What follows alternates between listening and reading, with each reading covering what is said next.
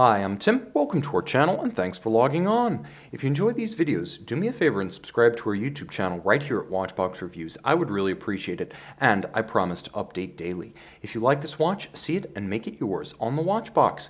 Can I give you a hand? How about 4? Because today we've got exactly that on the Glashutte Original Senator Chronometer Regulator, a 2013 launch at Baselworld, 42mm in red gold. The watch wears easily on my 16cm circumference wrist thanks to a constrained lug-to-lug dimension of 48mm. It's not terribly thick. At 12.1mm thick, it will slide underneath both a jacket cuff and a sleeve. You'll note that between the lugs, the broad spacing of 21mm is thoroughly contemporary, broader lug spacings being a modern design trend, but you'll want to keep the standard strap with a dark brown, large rectangular scale alligator leather nicely bolstered to match the swell of the lugs, with a folded profile, a monotone stitch, and a very supple feel. It's calfskin on the underside, and as you can see, a Geo factory strap.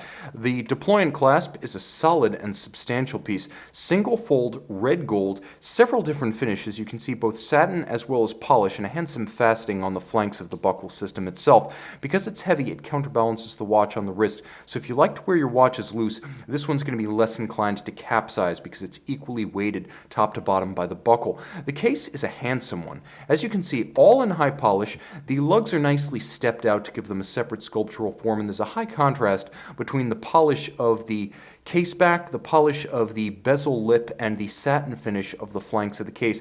You'll note polished between the lugs with a little recess designed into the case so that the strap can be drilled close to the case to fit better on a small wrist and moved unconstrained. There's no contact between strap and case, but this watch is full of thoughtful design refinements exactly like that. The timepiece is designed to evoke vintage regulator clocks, and in particular navigation clocks, as the Senator chronometer family inspired at heart by the navigation or deck chronometers built by the predecessor companies of Glashutte Original during the 19th century and early 20th century.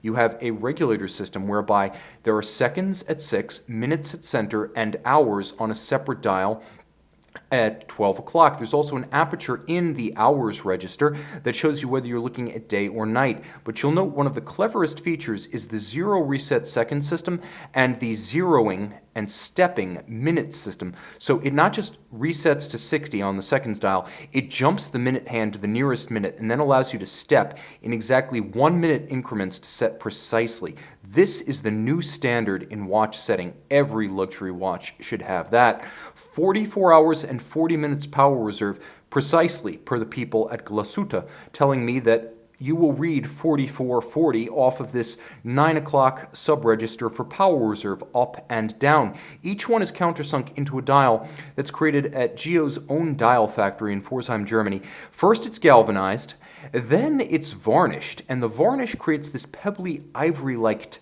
coloration and texture. The varnish is the color, but it's also the texture. Let me see how close I can get, because it is wonderfully detailed. At close range, you'll appreciate the fact that both sides of this watch reward the use of a loop. Turning it all over, by the way, the hands all metallic blue and heat blued, gorgeous against the ivory granular base of that varnished dial. Railroad constant seconds and of course railroad minutes outboard. Turn it all over and you see caliber 5804 manual wind, twin mainspring barrels for very even torque release from maximum wind to minimum wind, and you will want that because, as you note, adjusted in 5 positions. This is a German certificate chronometer, so SLME, LMET, the issuing authorities, and the certificates bestowed upon the entire watch. The COSC is based on the same international ISO 3159 statutes and regulations. The difference between what the Swiss COSC and the German issuing authority does being the Germans certify the entire cased-up watch, and much can change between the tuning of a movement and the testing of a bare movement and the casing of the movement in the watch. It makes sense to test the full timepiece as delivered to the customer, and that's exactly what Geo does. It beats away at 28,800 vibrations per hour, it pivots on 58 joules, and you'll note some of the standards of old Saxon pocket watch manufacture, starting with the Glashutte stripes across a 3/4 style bridge.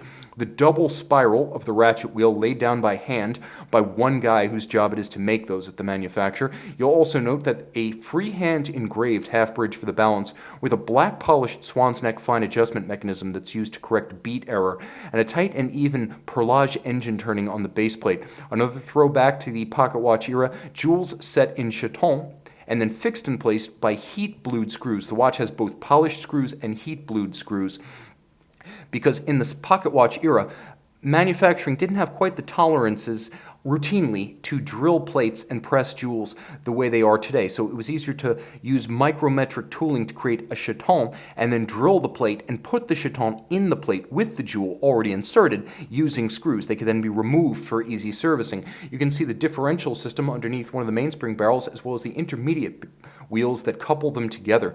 This is a gorgeous timepiece, the kind you would gladly wear upside down on the wrist.